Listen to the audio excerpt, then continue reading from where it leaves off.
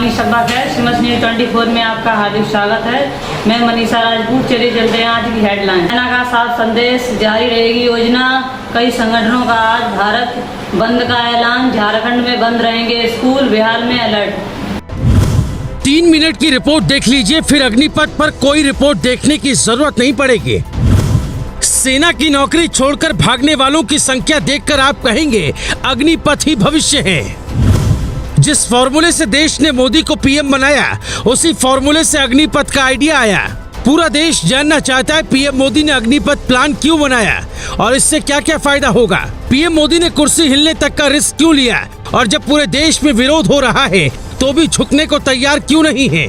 आपको ये रहस्य बताएं उसके पहले बताते हैं सेना की नौकरी हर साल छोड़कर कितने लोग भाग जाते हैं और फिर आप उनसे सवाल क्यों नहीं पूछते हैं। सेना में लेफ्टिनेंट जनरल अरुण पुरी जो दावा करते हैं वो सुनकर हमारा भी दिमाग चकरा गया।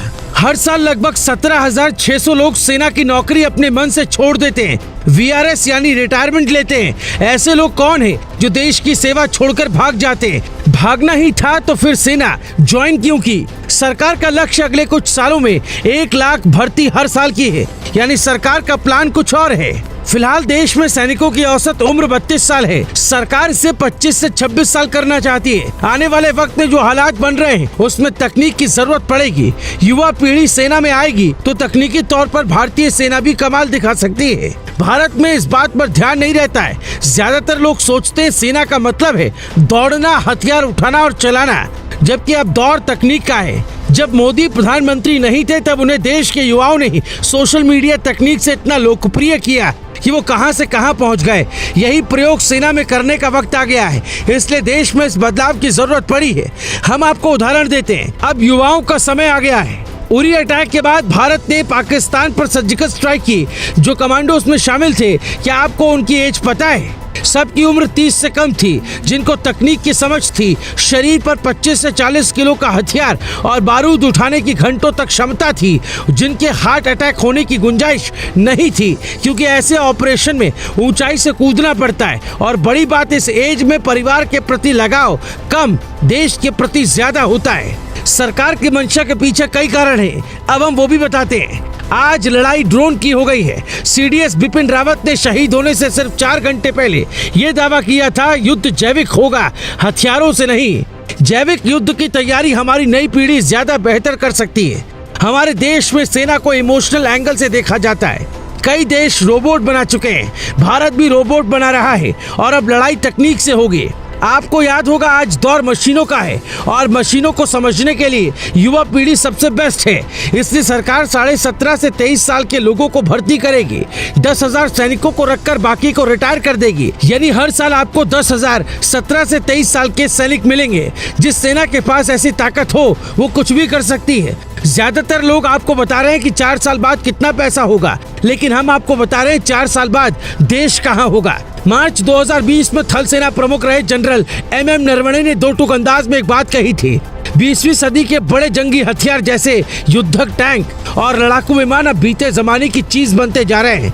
भविष्य में होने वाली जंगों में फौज की तादाद के बजाय तकनीकी श्रेष्ठता की लड़ाई जीतने का अहम कारक बनकर उभरेगी।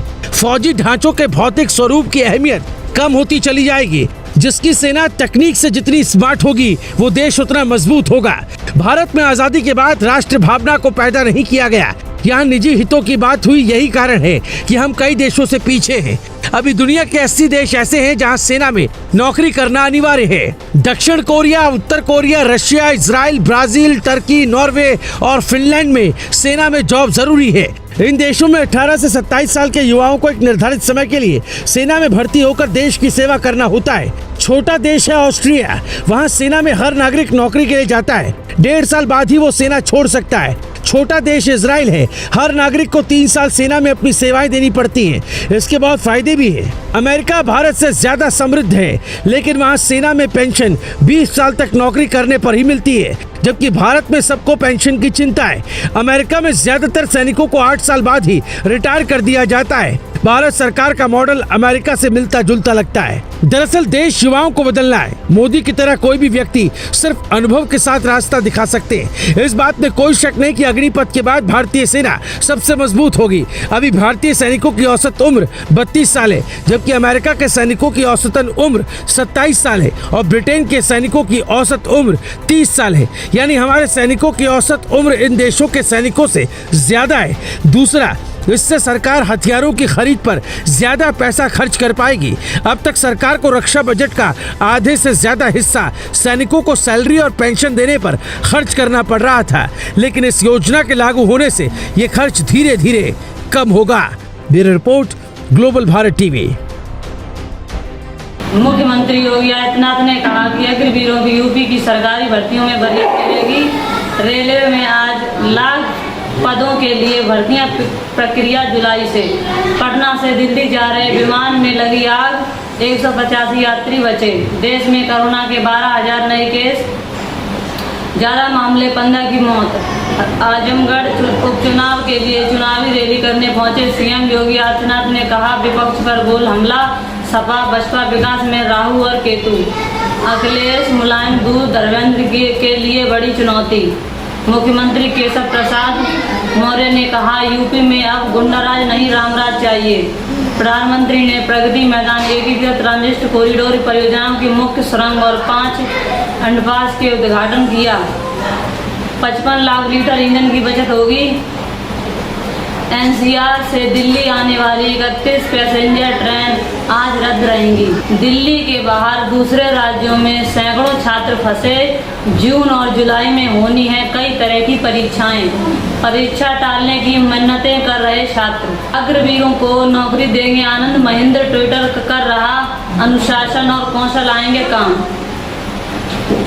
सेना ने तीनों सेनाओं में भर्ती प्रक्रिया शुरू करने के लिए तारीख का ऐलान भी कर दिया है। थल सेना ने कहा है कि उसकी भर्ती प्रक्रिया 1 जुलाई से शुरू होगी। वहीं वायुसेना की भर्ती प्रक्रिया 24 जून से शुरू होगी। नौसेना की भर्ती प्रक्रिया 25 जून से शुरू होगी। असम में बाढ़ का तांडव जारी, 24 घंटों में 9 की मौत और 8 लापता। 32 जिलों में 42 लाख लोग प्रभावित। यूपी में बच्चों का एक ही छत के नीचे मिलेगी विश्व स्तरीय चिकित्सा सुविधा, आसपास के राज्यों को भी मिलेगा लाभ। भारत में रूस से 6 गुना बड़ा कोयले का आयात। वैश्विक प्रतिबंधों के बावजूद रिकॉर्ड खरीदा। पीएम मोदी आज कर्नाटक से सेंटर फॉर ब्रांड रिसर्च का उद्घाटन करेंगे। कल योगा दिवस के कार्यक्रम में होंगे शामिल। अग्निपथ स्कीम अच्छी नहीं लगी तो सेना का हिस्सा ना बने, केंद्रीय मंत्री के प्रदर्शनकारियों पर निशाना। अग्निपथ को लेकर फैलाई जा रही फेक न्यूज पर गृह मंत्रालय सख्त। 35 व्हाट्सएप ग्रुप, वैन, 10 गिरफ्तार।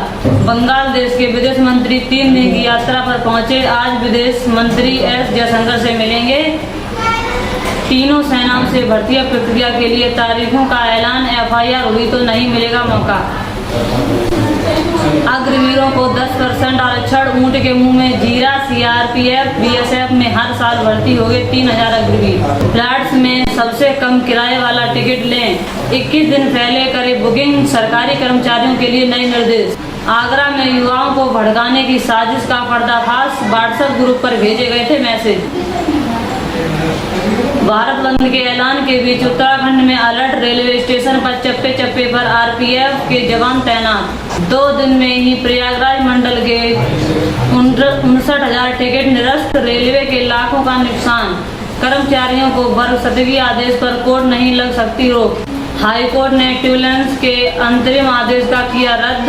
फिजिकल, मेडिकल और रिटर्न पास कर चुके उम्मीदवारों की होगी ज्वाइनिंग। ऑस्ट्रेलिया के रक्षा मंत्री मालस आज से 3 दिन भारत दौर पर। राजनाथ समेत 3 नेताओं को करेंगे मुलाकात। बच्चों के टीकाकरण, अंग रक्तदान के लिए ऑनलाइन मंच जल्द। कोविन की सफलता के बाद सरकार की काबिलियत तेज। हुंडई क्रेट के पीछे छोड़ा नंबर 1 बनी। एसयूवी बिक्री में 172% का इजाफा। भारतीय वायुसेना ने जारी किया अग्रवीर भर्ती का नोटिफिकेशन। सेना से रिटायर होने वाले अग्रवीरों को यूपी पुलिस में मिलेगा प्राथमिकता, सीएम योगी आदित्यनाथ का ऐलान। अग्निपथ के विरोध में भारत बंद, बिहार में आज 350 ट्रेन रद्द, 20 जिले में इंटरनेट सेवा बंद रहेगी। 36 शहरों में आम लोग बचेंगे रेलवे के टिकट, प्रयागराज मंडल ने मांगे आवेदन। साइकिल से गिरे अमेरिकी राष्ट्रपति जो बाइडेन, उठकर बोले पैर फंस गया था, ठीक हूँ। ब्रिटेन के अगले सीएम बन सकते हैं भारतीय मूल के ऋषि सुनक। बोरिस जॉनसन की बड़ी मुश्किलें। नल का उद्घाटन करे पहुंचे पीएम मोदी, कूड़ा दिखा तो खुद उठकर डस्टबिन में डाला। नए संसद भवन में होगा संसद का शांतिकालीन सत्र। आत्मनिर्भर भारत की दिखेगी तस्वीर, लोकसभा अध्यक्ष ओम बिरला। इसी के साथ हमारे समाचार समाप्त होते हैं। हमारे यूट्यूब चैनल को सब्सक्राइब करना ना भूलें और बेल आइकन प्रेस करना